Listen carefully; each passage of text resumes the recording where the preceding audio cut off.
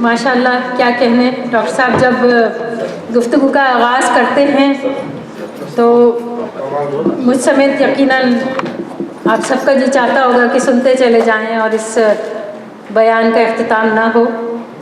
कई मरतबा नॉटिंघम को रौनक अफरोज़ फरमा चुके हैं और उम्मीद करती हूँ कि आइंदा भी इस तरह की महफिलें सजेंगी और डॉक्टर साहब की गुफ्तगू से हम अपनी रूह दिल को सरशार जहाँ करते हैं वहाँ दिमाग की भी बहुत सी तालीम में जो है वो मदद होती है। सूफिया शोरा की कौमी यकजहती बहुत गहरा मौजू है और बहुत वसी व बलीग है। अभी दीगर मुकर्रर भी इस बारे में कहेंगे। तसव्वुफ़ होता क्या है कि मुझे तो यूँ लगता है कि ऐसे जैसे कोई दरख्त से टेक लगाए बैठे हों, कोई बहुत तपती दोपहर है और एक ठंडी छाँव है जहाँ उस दरख्त से बरगद के नीचे हम टेक लगाए इस्तग़राक़ में गुम हों, और फिर जो अंदर की आवाज़ आती है, जो खुदा से गुफ्तगू में आवाज़ आती है, वो तसव्वुफ़ में शामिल हो जाती है और न जाने कैसी कैसी अपने अंदर की आवाज़ें आपको बहुत कुछ बताती हैं। अगली जो हम अपनी मेहमान को यहाँ ज़हमत देंगे गुफ्तगू के लिए, वो बहुत दूर पाकिस्तान से तशरीफ़ लाई हैं। अंजुमन तरक्की उर्दू की मोतमद एजाज़ी हैं, कई किताबों की खालिक हैं, उर्दू के लिए अनथक काम कर रही हैं और हमारी बहुत ही मोहतरम डॉक्टर फ़ातिमा हसन की उनसे मैं मुद्दबाना इल्तिमास करती हूँ यहाँ तशरीफ़ लाएँ और कुछ अल्फाज से इख्तिसार के साथ नवाजें। मैं जानती हूँ उनका मकाला उनका खासा तवील है। डॉक्टर फ़ातिमा हसन।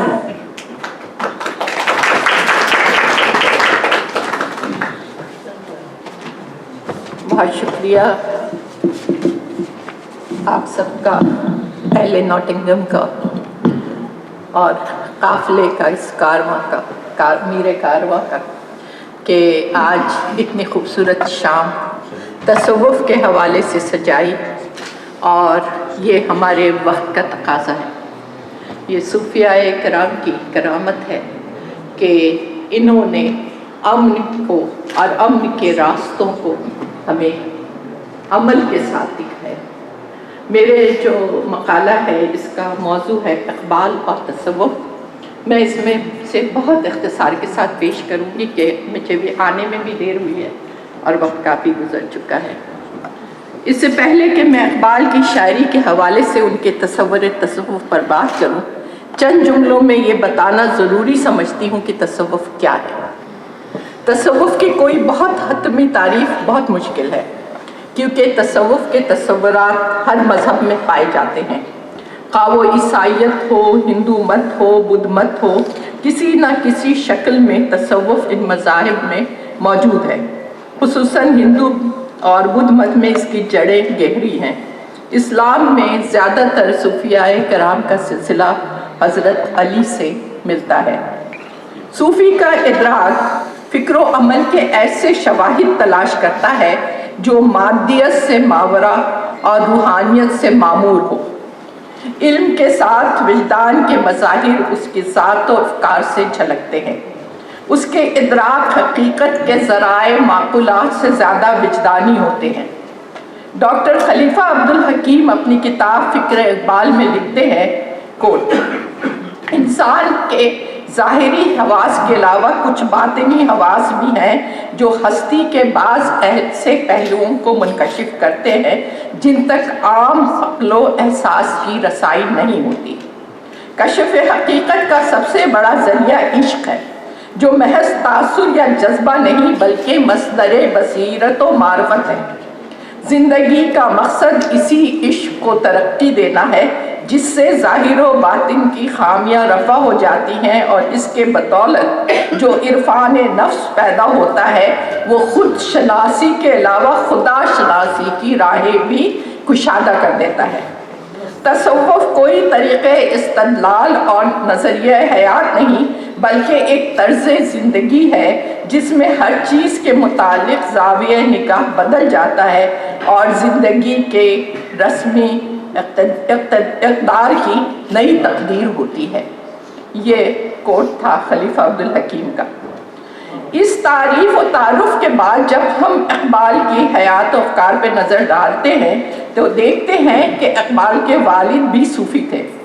इक़बाल अपने वालिद के मुरीद और एक सूफ़ी सिलसिले में बैत थे, मगर अपनी शायरी में वो जिससे मुतासिर नज़र आते हैं اور جس پر وہ والا و شیدا ہے وہ جلال الدین رومی ہے، جن کی مثنوی کو انہوں نے ہست قرآن در زبان پہلوی لکھا ہے۔ رومی کے لیے انہوں نے فارسی اور اردو میں متعدد اشعار لکھے ہیں۔ ہم خوگرے محسوس ہیں ساحل کے خریدار، ایک بحر پرآشوب و پراسرار ہے رومی، تو بھی ہے اسی قافلے شوق میں اقبال، جس قافلے شوق کا سالار ہے رومی۔ اقبال مغربی فلسفیوں اور فلسفیانہ افکار کا علم رکھتے تھے۔ انہوں نے انہیں موضوع بنایا مگر تنقید کے ساتھ۔ علاج آتش رومی کے سوز میں ہے تیرا، علاج آتش رومی کے سوز میں ہے تیرا، تیری خرد پہ ہے غالب فرنگیوں کا فسون، اور صحبت پیر روم سے مجھ پہ ہوا یہ راز فاش، صحبت پیر روم سے مجھ پہ ہوا یہ راز فاش، لاکھ حکیم سر بجے یک کلیم سر بکف، لاکھ حکیم سر بجے یک کلیم سر بکف۔ رومی سے متاثر ہونے کی وجہ شاید رومی کا تصور عشق تھا۔ رومی جو فقہ و فلسفے سے واقفیت کے باوجود عشق کی سوز میں مبتلا تھے، اور یہ سوز عشق ان کی ساری زندگی پر اور کلام پر حاوی رہا۔ اقبال کہتے ہیں، عشق است کے در جانت ہر کیفیت انگیز، استاب و تپ رومی تا حیرت فارابی۔ اسی کشمکش میں گزری میری زندگی کی راتیں، کبھی سوز و ساز رومی، کبھی پیچ و تاب رازی۔ رومی کی یہ فکری ہم آہنگی ان کی نظموں میں نظر آتی ہے۔ ان کی ایک پوری مکمل نظم ہے پیر و مرید، اور مسجد قرطبہ میں انہوں نے اس عشق کی پوری وضاحت کر دی ہے، جس عشق کو صوفیاء کرام دراصل اپنی حیات کا درجہ دیتے ہیں۔ بہت شکریہ۔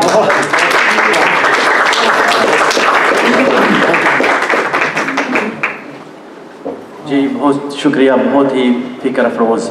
اب میں گزارش کروں گا جناب خلیل الرحمان سے کہ وہ اسٹیج پہ تشریف لائیں۔ بہت ہی خوبصورت مقرر اور علم کا ایک بہتا دریا مجھے امید ہے کہ آپ محسوس ہوں گے۔ جی پلیز ویلکم۔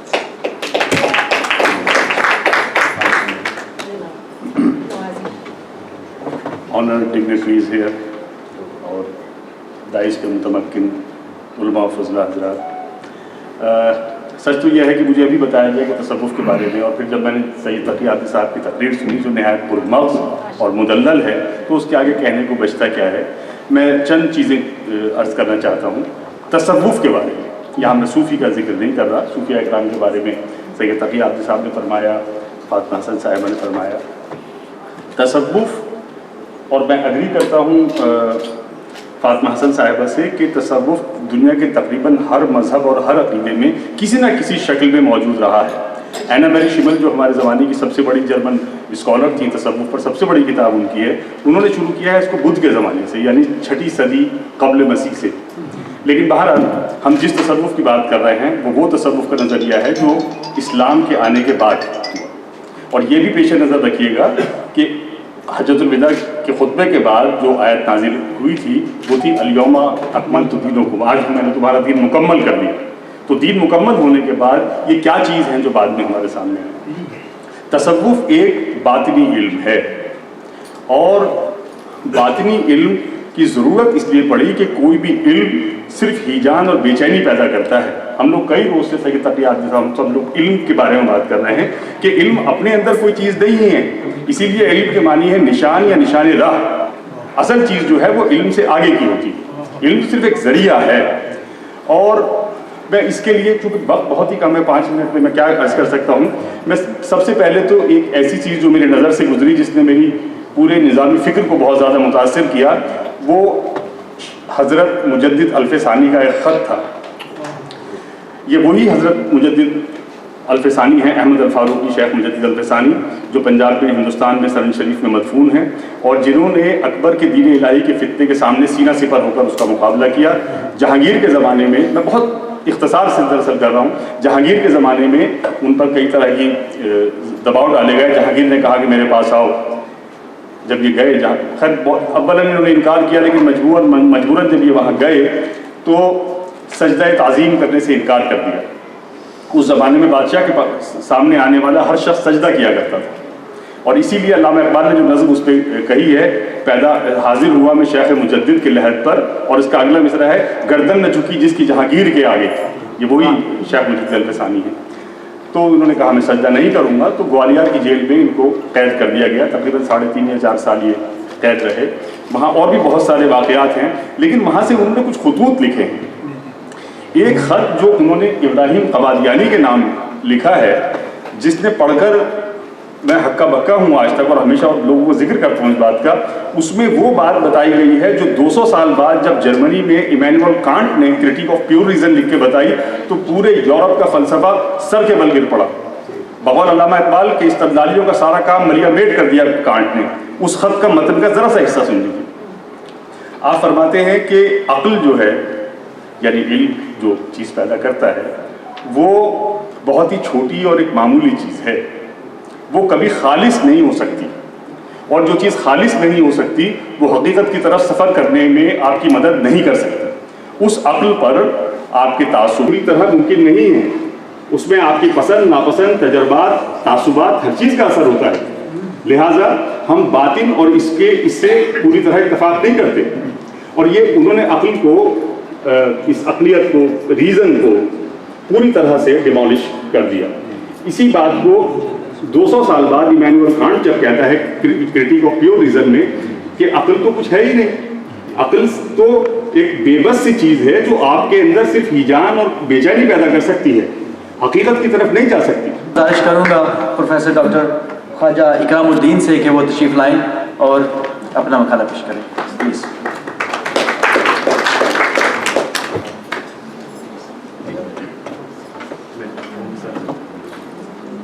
بسم اللہ الرحمن الرحیم. السلام علیکم ورحمۃ اللہ وبرکاتہ.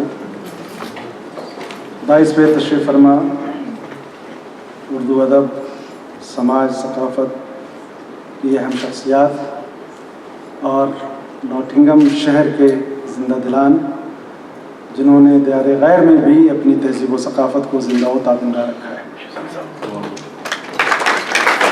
اپنے قلم اور پورے قافلے کے روح رواں ڈاکٹر سید تقی عابدی کی دور اندیشی، روشن خیالی کی داد میں صرف اس لیے دیتا ہوں کہ مختلف عناوین کے تحت جو وقت کے تقاضے ہیں، مطالبے ہیں، اس پہ سیمینار اور مذاکرے کا انعقاد کرتے ہیں.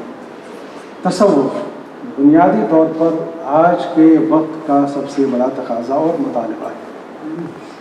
لیکن بات یہ ہے کہ تصوف کو ڈیفائن کیسے کریں، تصوف ہے کس میں.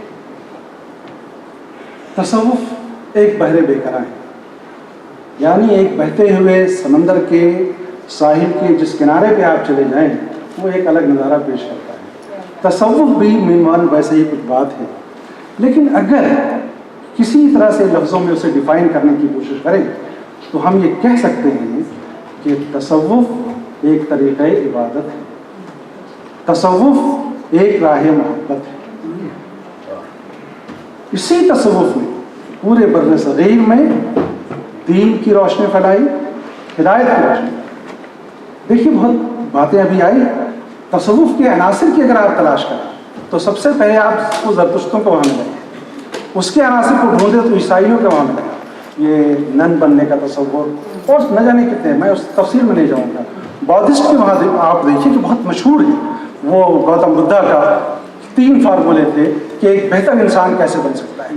وہ 3 تھے: کردارے نیک، گفتارے نیک اور پندارے نیک. اب آپ دیکھیے کہ یہ وہ تصورات تھے جو اسلام کی آمد سے پہلے موجود تھے. گویا انسانی تمدن اور تاریخ کو اگر دیکھیں تو آپ کو اندازہ ہوگا کہ دنیا بھر کے انسان چاہے جس معاشرے میں رہ رہے ہوں، جس ثقافت میں رہ رہے ہوں، ان کے وہاں 2 طرح کے رجحانات پائے جاتے ہیں. ایک رجحان تو وہ ہے جو دنیا طلبی کا ہے، ایک رجحان وہ ہے جو خدا طلبی کا ہے. اور دونوں کے وہاں ایکسٹریمزم آپ کو دیکھنے کو ملے گا. وہ لوگ جو دنیا کی طلبگاری کا شوق رکھتے ہیں انہوں نے دولت شہرت حاصل کرنے کے لیے سب کچھ لٹا دیا، یہاں تک کہ دین اور ایمان کو بھی داؤ پہ لگا دیا۔ لیکن ایک تصور وہ ہے جو خدا کے راستے کی طرف جاتا ہے۔ یہاں بھی دیکھیے تو ایسی شخصیات ہیں، ایسے افراد ہیں کہ جنہوں نے اپنے آپ کو راہ خدا میں فنا کرا۔ سوال یہ ہے کہ تصوف سے ہم کس طرح کا معنی اور مفہوم مراد لیں۔ اگر بر صغیر کے حوالے سے دیکھیں جیسا قرآن ہے تو یہاں پہ آپ علماء کی خدمات کو بھی نظر انداز نہیں کر سکتے اور صوفیہ کی خدمات کو نظر انداز نہیں کر سکتے۔ ایک ترازو کے دو پلڑے ہیں، لیکن فرق ہے کہ علماء تفسیر، فقہ، حدیث اور تدریس کے معاملے میں آگے آتے رہے اور عوام سے رشتہ ان کا بہت محدود رہا۔ لیکن صوفیہ جنہوں نے بر صغیر میں اسلام کی روشنی پھیلائی، ان کا تعلق معاشرے سے براہ راست ہے۔ اس کی وجہ کیا ہے کہ چاہے شیخ حجویری کو دیکھ لیجیے، بلے شاہ کو دیکھ لیجیے، نظام الدین اولیاء کو دیکھ لیجیے، اور مخدوم سمنا کو دیکھ لیجیے، اور یحییٰ منیری کو دیکھ لیجیے، خواجہ اجمیری کو دیکھ لیجیے، یہ جس خطے میں گئے انہوں نے اسی خطے کے لباس کو، رہن سہن کو، طرز معاشرت کو اپنایا اور لوگوں کے درمیان اپنے آپ کو اس طرح سے پیش کیا کہ کہیں سے اجنبیت کا احساس نہیں ہوا۔ میں ایک مثال آپ کو دینا چاہتا ہوں، وقت کم ہے لیکن چند مثالیں سمجھنا ضروری ہے۔ یحییٰ منیری، شیخ صفی الدین یحییٰ منیری رحمۃ اللہ علیہ کو سب لوگ جانتے ہیں، بہت خدمات ہیں۔ جب وہ راجگیر کے علاقے میں پہنچے تو وہاں کیا تھا، یہ دیکھیے آج کے دور کی بات نہیں کر رہا ہوں کہ جب طب بھی ہے، سائنس بھی ہے، سب کچھ بھی ہے، وہ زمانہ تھا۔ آپ کو بھی یاد ہوگا کہ اپنے گاؤں کی مسجدوں کے باہر مغرب کے وقت میں دیکھیے کہ خواتین اور لوگ جو ہیں بچوں کو لے کر کے گود میں اور گلاس میں پانی لے کر کے کھڑے رہتے تھے کہ نمازی پڑھ کے نکلیں تو دم کر دیں اس پانی کو اور گھر میں بیمار بچے کو پلا دیا جائے تو شفا ہو جائے۔ تو جادو، منتر، ٹوٹکے، یہ ساری چیزیں موجود تھیں۔ اور ایسے میں جب وہ وہاں گئے تبلیغ دین کے لیے تو اب دیکھیے انداز صوفیہ کا کیا نرالا ہوتا ہے۔ میں نے کہا کہ صوفیہ نے بنیادی طور پر طریقے اپنائے ہیں۔ ان کے کتاب کا، ان کے ملفوظ کا ایک حوالہ جو تھوڑا بہت مجھے یاد ہے میں آپ کے سامنے پیش کرنا چاہتا ہوں، مین وان اسی لفظ میں انہی طرح سے کہ جب حضرت شیخ یحییٰ منیری کے وہاں لوگ دم کرانے کے لیے بچوں کے لیے سر میں درد اور نہ جانے بیماریوں کے لیے پہنچنے لگے تو یہ دیکھیے ان کے ملفوظات میں کتنی اچھی بات ہے کہ جو کچھ میں کوٹ کر رہا ہوں کہ جو کچھ فلانے کے پنڈ پران میں ہوئے، جو کچھ فلانے کے پنڈ پران میں ہوئے، کیے کا کرائے کا، بھیجے کا بھجائے کا، آہر کا پوکھر کا، اندھیاری کا اجیالی کا، کیے کا کرائے کا، دیو ڈانو بھوت پریت راکشت سب دور ہوئے بحق لا الہ الا اللہ محمد رسول اللہ۔ اب یہ دیکھیے کہ یہ بات کیا کر کے انہیں تو صرف دم کر دینا تھا بسم اللہ پڑھ کر کے، قرآن کی آیتوں میں اتنا ہے سب کچھ، لیکن انہوں نے صرف دم نہیں کیا بلکہ ان باتوں کو انہوں نے کہا زور سے۔ اس کے پیچھے مقصد کیا تھا؟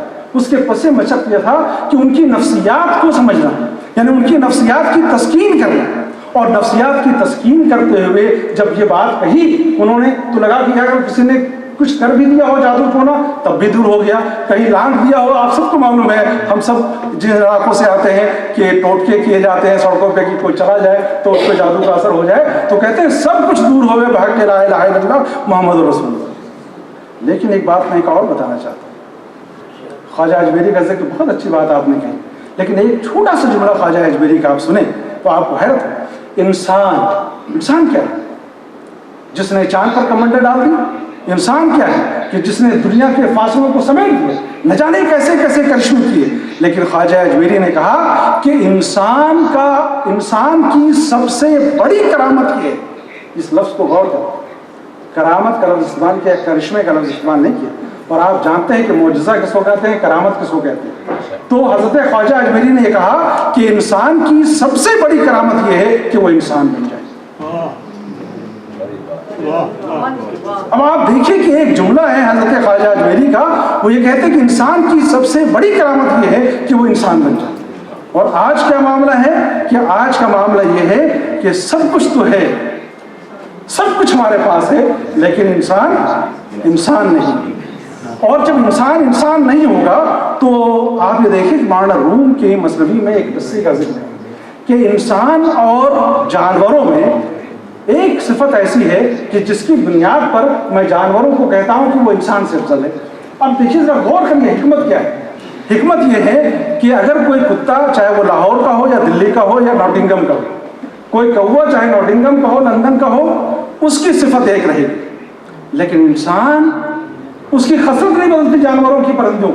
لیکن انسان کا معاملہ یہ ہے کہ ایک انسان کے اندر آپ درندہ بھی دیکھ سکتے ہو، ایک انسان کے اندر وحشی بھی دیکھ سکتے ہو، یعنی انسانوں کے اندر ایک لومڑی کی جیسی چالاکی شاطر پنا بھی دیکھ سکتے ہو۔ یعنی انسان اپنی عادتیں بدلتا جاتا ہے، خصلتیں بدلتا جاتا ہے، چہرے بدلتا جاتا ہے، اور یہ چہرہ بدلنا دراصل معاشرے کو خراب ہو برباد کرنے کے برابر ہے۔ تو گویا انسان کی تو صرف ایک شرشت تھی، اور وہ شرشت کیا تھی؟ صرف انسانیت، صرف محبت، لیکن اس نے اتنی خصلتیں بدلی کہ وہ جانوروں سے بھی بدتر ہو۔ اب ذرا سا ایک بات اور غور کریں کہ آج کے انسان میں نہ جانے کتنی خوبیاں ہیں، لیکن جو ایک خوبی نہیں ملتی ہے وہ کون سی خوبی ہے؟ وہ خوبی یہ ہے کہ وہ اس کے اندر انسانیت نہیں ہے۔ لیکن آپ صوفیہ کے دربار میں آ جائیں تب آپ کو یہاں مل جائے گا کہ انسان کیسے بنا سکتے ہیں۔ اور صوفیہ نے کیا کہا؟ انسان کو انسان بنانے کے لیے عشق کی رموز اور نکات سے آگاہ ہے۔ اب دیکھیے اللہ کے دربار میں جب ہم اور آپ جائیں گے تو یہ تو نہیں پوچھا جائے گا کہ آپ کون سے آفیسر تھے، آپ کہاں کے پروفیسر تھے، آپ کہاں کے انجینئر تھے۔ وہاں تو اللہ تبارک و تعالیٰ بالکل قرآن مجید میں صاف کہہ رہا ہے اِنَّ أَكْرَمَكُمْ عِندَ اللَّهِ أَتْقَاكُمْ۔ صرف یہی ہے نا کہ خدا بندے قدوس کے دربار میں وہی بہتر ہے جو انسان کے اعتبار سے بہتر ہے۔ میں سمجھ رہا ہوں کہ وقت بہت کم ہے، حالانکہ اس طرح سے باتیں نہیں ہو سکتی، لیکن عشق کے حوالے سے 2-3 باتیں آپ سے کرنا ضروری ہے۔ دیکھیے عشق صوفیہ کا وہ عشق نہیں ہے جسے ہم اور آپ عشق کرتے ہیں۔ خسرو کا وہ شعر سنیے کہ خسرو دریا پریم کا الٹی وہاں کا دھار۔